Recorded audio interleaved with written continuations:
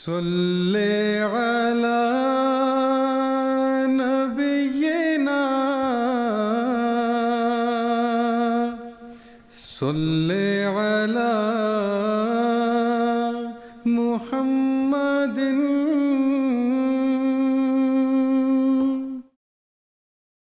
Chers téléspectateurs, assalamu alaikum wa rahmatullahi ta'ala wa barakatuhu.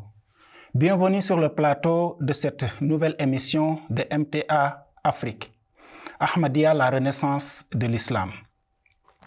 Le thème comprend plusieurs sous-thèmes. Et le thème d'aujourd'hui est qu'après le prophète Muhammad sallallahu alayhi wa sallam, est-ce qu'on a besoin d'un réformateur? Pour traiter ce sujet, nous avons l'honneur d'accueillir sur ce plateau nos chers frères Oustaz Nouruddin Bari Sahib et Oustaz Djibril Faye, tous des missionnaires de la Jamaat islamique Ahmadiyya Sénégal. Chers missionnaires, assalamu alaikum wa rahmatullahi ta'ala wa barakatuhu. Merci d'avoir répondu à notre invitation. Et Monsieur Nouruddin, sans plus retarder, je vais commencer par vous.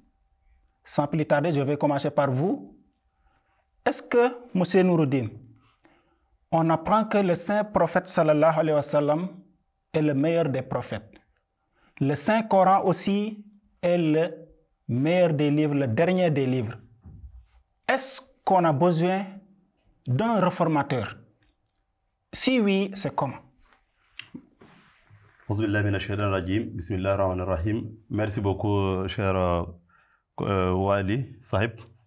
En fait, vraiment, vu l'importance de ta question, on va se rappeler ce que le Saint Prophète sallallahu alayhi wa sallam nous avait recommandé. Parce que vu que vous avez posé la question, est-ce qu'on a besoin de réformateur après Mohammed sallallahu alayhi wa sallam, on ne peut que référer à ce que Mohammed sallallahu alayhi wa sallam a dit. Donc pour ce faire, je m'en vais ici vous lire un passage où le Saint Prophète sallallahu alayhi wa sallam qui a amené l'islam pour le bien-être de l'humanité, il a mentionné aux gens, il a mis les gens en garde qu'un temps viendra où les gens vont s'écarter de ses enseignements. Mais comme Allah subhanahu wa ta'ala l'a choisi, comme vous l'avez dit, le meilleur des prophètes et son livre, le livre le plus parfait, Allah subhanahu wa ta'ala ne va pas laisser cette communauté s'égarer. Allah ne va pas mettre fin à cette communauté comme il a mis fin aux autres communautés religieuses. Donc c'est pourquoi Allah subhanahu wa ta'ala nous a montré qu'il va susciter un réformateur pour ramener les gens sur l'enseignement de Muhammad sallallahu alayhi wa sallam. Et pour ce faire ici, nous avons le hadith. An Ali radiyallahu anhu qala qala Rasulullah sallallahu alayhi wa sallam yushiku an yati ala an-nasi zaman la yabgha min al-islam illa ismuhu wa la yabgha min al-Qur'an illa rasmuhu masajidu mu'amiratun wa hiya kharabun min al-huda ulama'uhum sharrun min tahta adimi as-sama'i min indim takhruju fitnati wa fihim ta'ud. Voilà ici un hadith qui a été rapporté par Imam Ali radiallahu anhu. Il dit que le Saint Prophète sallallahu alayhi wa sallam nous a mis en garde qu'un temps viendra où de l'islam il ne restera que de nom, du Coran que de la calligraphie. Il y aura beaucoup de mosquées construites mais dépourvues de foi. Il dit les intellectuels, il n'a pas dit ulama'uhum, les intellectuels de cette époque seront les plus dangereux de tout ce que la voûte céleste garde. C'est eux qui vont commencer les problèmes et le problème va retomber sur eux. Voyez, Allah subhanahu wa ta'ala a envoyé Muhammad sallallahu alayhi wa sallam rahmatan lil alamin. C'est pour que ça soit une miséricorde pour l'humanité. Maintenant, si les intellectuels s'écartent aux enseignements de Muhammad sallallahu alayhi wa sallam, ils se mettent à faire ce qu'Allah subhanahu wa ta'ala ne veut pas. Il fallait qu'Allah subhanahu wa ta'ala amène quelqu'un qui va ramener sur le droit chemin. Donc il y a une nécessité. Parce qu'on nous a montré ici que quand ils vont s'écarter, parce que ça c'est sûr, Muhammad sallallahu alayhi wa sallam l'a dit, il a prédit, c'est un hadith qui a prophétisé ce qui va venir au dernier temps. Et si cela arrive, est-ce que l'islam va se perdre? Non.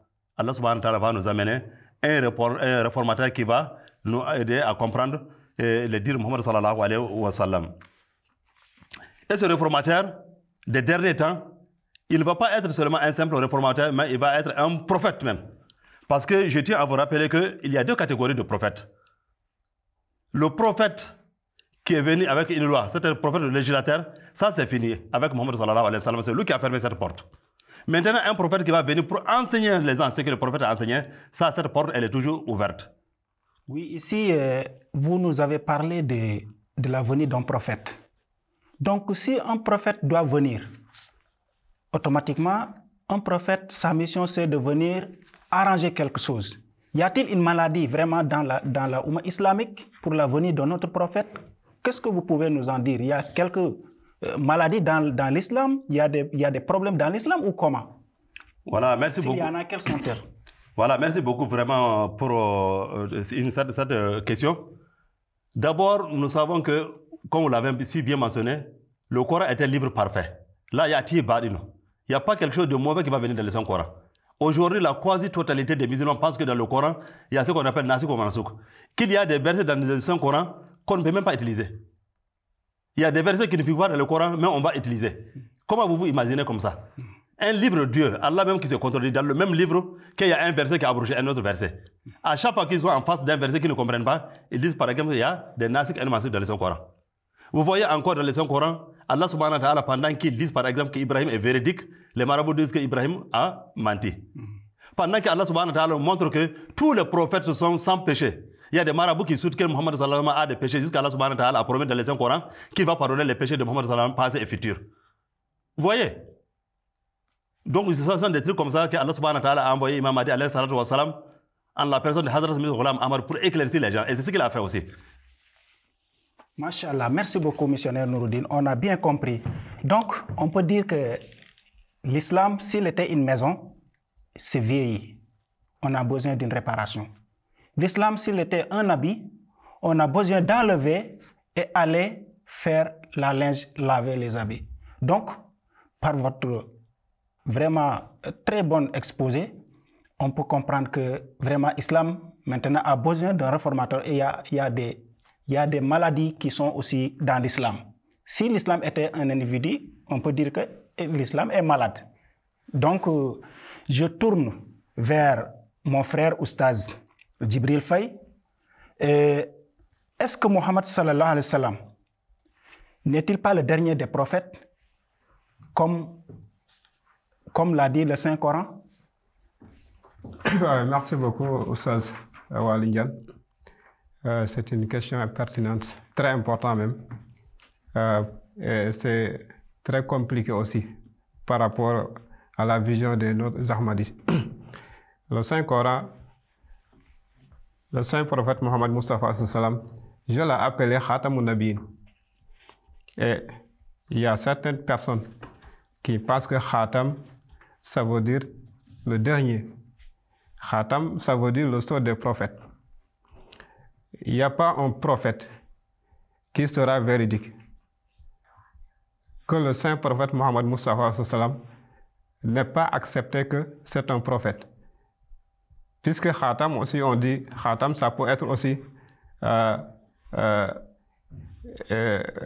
celui qui justifie que celui est prophète et celui qui n'est pas prophète. Quand il dit que celui n'est pas un prophète, ça veut dire qu'il n'est pas prophète.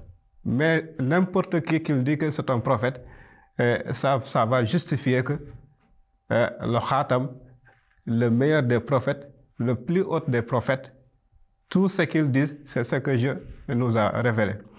Maintenant, pour savoir, est-ce qu'il y aura un autre prophète après lui? Si on discute sur le mot Khatam, il y a des hadiths, il y a beaucoup de significations.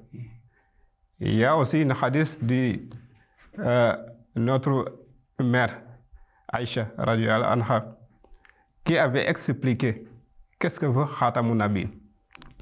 Si ce hadith, il a dit Qulu innahu Khatamun Nabiyin, wa la taqulu la nabiyya ba'da. Ça veut dire qu'il y avait une malentendu. Avant, même pendant la période des compagnons du Saint-Prophète Mohammed Mustafa, il y avait quelqu'un qui était malentendu sur ce sujet. Peut-être il discutait que Khatam veut dire à la fin, sinon dernier prophète. Mais comme Aïcha radiyallahu anha, avec son statut de connaissance, que le Saint-Prophète avait dit que si vous voulez apprendre l'islam, il faut aller apprendre chez sa femme Aïcha. Il était très profond à connaissance de l'islam. Lui-même, il nous a indiqué que Khatam veut dire le meilleur. Khatam ne veut pas dire que le dernier des prophètes.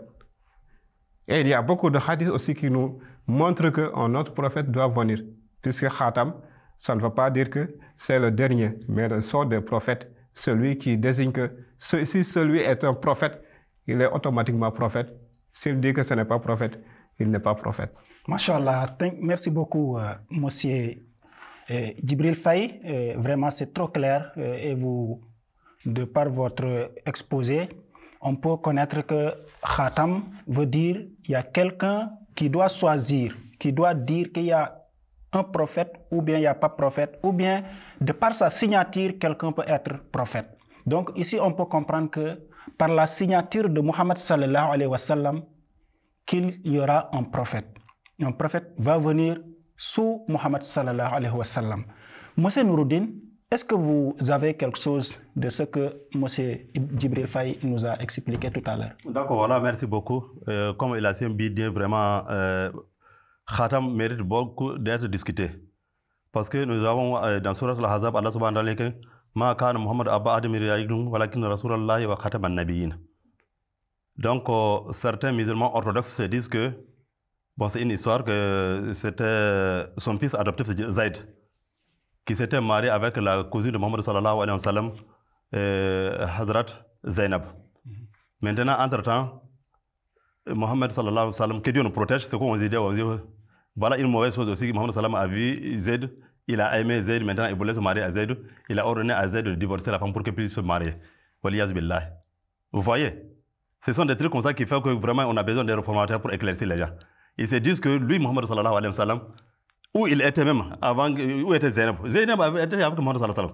Mais c'est quand maintenant Zainab s'est mariée avec Zayd qu'il va aimer Zainab, vous voyez? Ça, il faut être réformateur parce que c'est mauvais. Même un homme vulgaire ne le fait pas. Plus fort des hommes, Muhammad sallallahu alayhi wa sallam, qu'Allah subhanahu wa ta'ala a élevé spirituellement. Donc, ils se disent que quand maintenant Zayd s'est divorcé avec Zainab, Allah subhanahu wa ta'ala a permis à Muhammad sallallahu alayhi wa sallam de marier Zainab. Tu as vu? Parce qu'ils disent qu'Allah subhanahu wa ta'ala a montré que Muhammad sallallahu alayhi wa sallam cachait quelque chose dans son cœur, mais Allah dit qu'il va exploser ce que lui le cassait. Donc, quand Zainab Zayd se sont divorcés, Muhammad sallallahu alayhi wa sallam il a pris, Zainab s'est marié. C'est pourquoi Allah montre qu'il n'est pas le père d'aucun d'entre vous. Mais ici, voilà ce que les autres marabouts pensent. Il s'est marié à la femme de son fils adoptif. Allah a montré par ici que non, il n'est pas, il n'est pas le papa de personne d'entre vous, mais il est Khatam an-Nabiyyin. Ici, qu'est-ce que donc la Jamaat islamique Ahmadiyya croit effectivement que Muhammad sallallahu alayhi wa sallam, il est le meilleur des prophètes, mais ce n'est pas qu'il est le dernier prophète. Parce que Khatam peut signifier le dernier, Khatam peut signifier le sceau, Khatam peut signifier le tampon. Allah subhanahu wa ta'ala dit que non. Ici, physiquement, Muhammad sallallahu alayhi wa sallam n'est pas votre papa. Mais même les prophètes, il est meilleur que eux tous. Ma kana Muhammad Abba Adam min rijalikum. Même les hommes ordinaires, là, il n'est pas votre. Ce n'est pas seulement vous les hommes ordinaires, mais même les nabiyyin, il est leur sceau, il est leur tampon. Comme il a si bien dit, c'est-à-dire que c'est Muhammad sallallahu alayhi wa sallam qui est venu pour attester la véracité de tous les prophètes. Tous les prophètes ont été incités à viser, surtout vous regardez Jésus-Christ alayhi wa sallam, comme on l'a dit. Mais c'est Muhammad sallallahu alayhi wa sallam qui est venu pour montrer sa véracité, montrer qu'il n'est pas un imposteur, montrer qu'il n'est pas un enfant illégitime comme le pensent les juifs. Donc c'est pourquoi on a dit que Muhammad sallallahu alayhi wa sallam, il est le Khatam an-Nabiyyin, c'est-à-dire celui qui va venir attester la véracité de tous les prophètes. Merci beaucoup, monsieur Nouroudine, de votre exposé. Vraiment, on a compris que le saint prophète sallallahu alayhi wa sallam n'est pas le dernier des prophètes dans un sens. Et il est le dernier des prophètes qui amène la loi. Législateur. C'est un dernier prophète législateur. Mais il n'est pas le dernier des prophètes. Donc après lui, un prophète peut venir, mais pas avec la loi, c'est-à-dire ni Coran, ni livre. Il va venir sous le saint prophète sallallahu alayhi wa sallam. De par sa signature, il sera prophète. Donc, ici, comment pouvez-vous nous expliquer exactement dans le Saint-Coran qu'il y aura un prophète aussi? Il y a des versets où on peut on a noté que le saint prophète sallallahu alayhi wa sallam, il y aura un prophète derrière lui. Est-ce qu'on peut noter ça? Vous pouvez nous dire quelque chose dans le Saint-Coran? Voilà, merci beaucoup, mon cher frère. Effectivement, comme vous l'avez dit, et nous croyons que Mohammed sallallahu alayhi wa sallam, il est le meilleur de tous les prophètes. Nous croyons qu'il est le dernier des prophètes législateurs, comme vous l'avez bien dit. Cependant, si nous voyons aujourd'hui, on va revenir sur le Coran, parce que Mohammed sallallahu alayhi wa sallam nous avait demandé à chaque fois qu'on est face à quelque chose de revenir sur le Coran. Si nous regardons dans le Saint-Coran, Allah subhanahu wa ta'ala dit وَمَنْ يُطِيعِ اللَّهَ وَرَسُولَهُ فَأُولَٰئِكَ مَعَ الَّذِينَ أَنْعَمَ اللَّهُ عَلَيْهِم مِّنَ النَّبِيِّينَ وَالصِّدِّيقِينَ وَالشُّهَدَاءِ وَالصَّالِحِينَ وَحَسُنَ أُولَٰئِكَ رَفِيقًا. Allah subhanahu wa ta'ala, il parle ici au fil Mudari, il dit que celui qui obéit à Allah, il est obéi à Muhammad sallallahu alayhi wa sallam, ceux-ci vont partir parmi les prophètes, les véridiques, les martyrs. وَحَسُنَ أُولَٰئِكَ رَفِيقًا, et voilà des bons compagnons. Allah subhanahu wa ta'ala ouvre une porte. Une fois que vraiment on est obéissant à Allah, on est Muhammad sallallahu alayhi wa sallam, on pratique ce que Muhammad sallallahu alayhi wa sallam, Allah subhanahu wa ta'ala ouvre une porte pour nous, qu'il y a dans la porte, parce qu'il n'a pas, Muhammad sallallahu alayhi wa sallam, il est venu pour ouvrir la porte du bien, non pas pour fermer la porte du bien. Parce que si après Muhammad sallallahu alayhi wa sallam, il n'y a pas un prophète, il n'y a aucune valeur. Il a ouvert une, parce que le prophète c'est quoi? C'est quelqu'un qui a des communications avec Allah subhanahu wa ta'ala. Mais maintenant, cette communication, est-ce que c'est une communication, il va amener une loi? Ça, Muhammad sallallahu alayhi wa sallam a fermé. Mais maintenant, ce que Muhammad sallallahu alayhi wa sallam a enseigné les gens pour faire comprendre l'islam, ça ne manque jamais dans la communauté de Muhammad sallallahu alayhi wa sallam jusqu'à la fin des temps.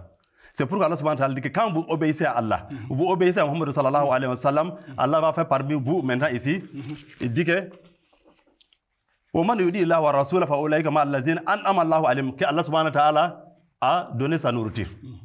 Nima ici, quel est le nima qu'Allah subhanahu wa ta'ala parle? Vous voyez, nous savons très bien que Allah subhanahu wa ta'ala, il nous a demandé une chose. Si on demande la chose, il va nous donner la chose. Parce que si la chose n'est pas possible, il ne va pas nous demander de le dire. Quand on regarde dans Surah Al-Fatiha, Ihdina siratal mustaqima, siratal lazina an'amta alayhim, ghayril maghdubi alayhim waladdallin. Allah guide nous dans le surah de ce que tu as donné tes bienfaits. C'est quelle nourriture on demande à Allah subhanahu wa ta'ala? C'est comme les chrétiens, on demande le pain? Non, ce n'est pas le pain qu'on demande. C'est la nourriture qu'Allah subhanahu wa ta'ala nous a donnée. Parce que la nourriture qu'Allah subhanahu wa ta'ala puisse donner l'être humain dans ce monde, c'est par exemple dans le pays quand il est président. Et dans le domaine spirituel qu'Allah subhanahu wa ta'ala a fait prophète, voilà le sommet. Donc nous demandons à Allah subhanahu wa ta'ala les 4 portes que Muhammad sallallahu alayhi wa sallam a ouvertes, mais ce n'est pas qu'il a fermées.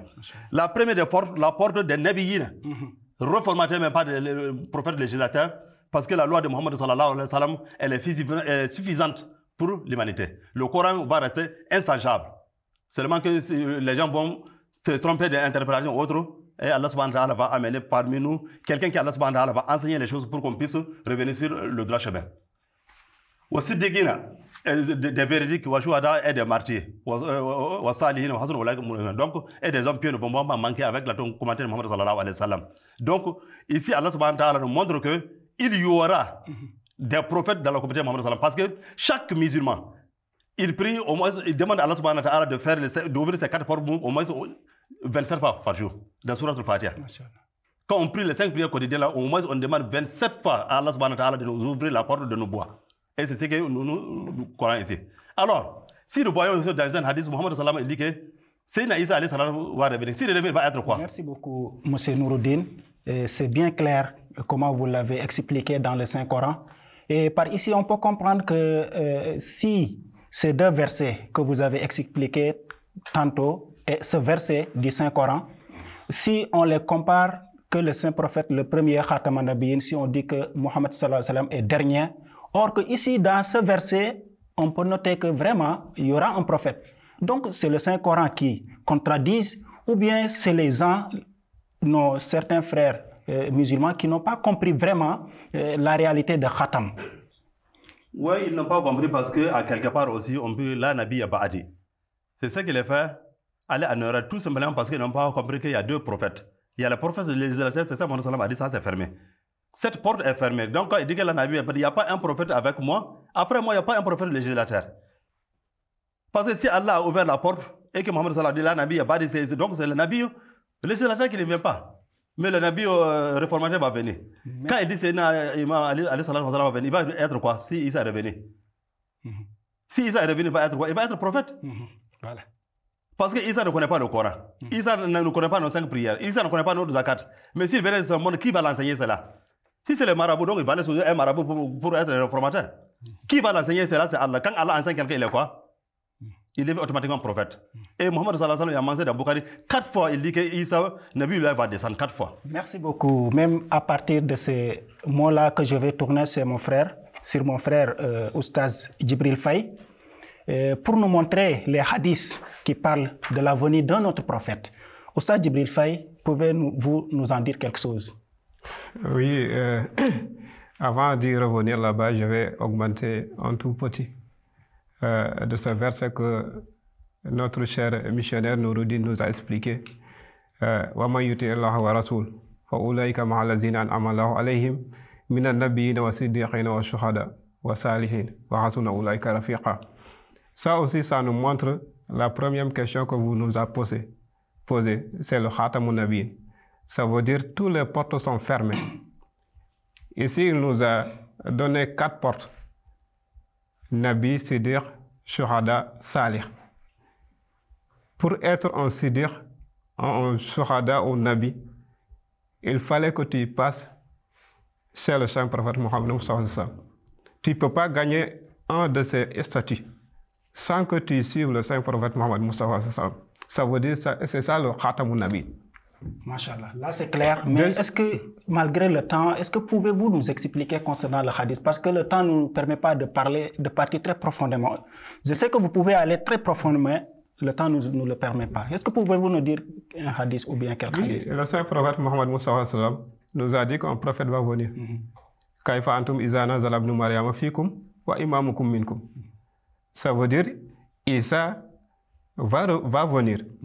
Est-ce que c'est l'ancien Isa qui va venir ou un membre du saint prophète un serviteur du saint prophète Mohammed qui a montré le dévouement et de la sacrifice pour montrer aux gens la voie de la religion islamique.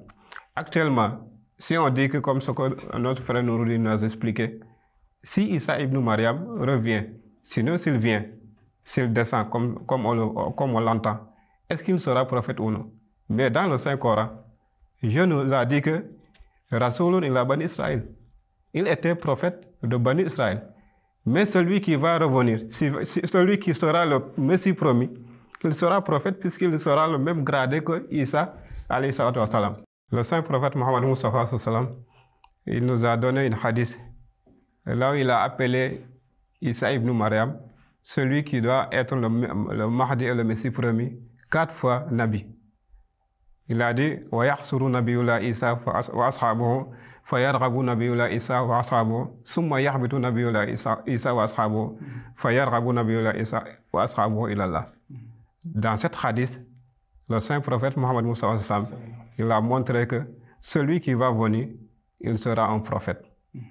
Ça nous montre que même dans les hadiths et du Saint-Coran, on peut trouver un autre qui va venir sur le règne du Ummah de l'islam, qui sera un serviteur, un khalif, qui va diriger le monde pour montrer la droiture, la face spirituelle de l'islam. Merci beaucoup. Il y aura un prophète, il y aura un khalif, parce qu'il y aura un prophète, il y aura un khalif qui va diriger le Ummah islamique. Merci beaucoup, mes chers invités.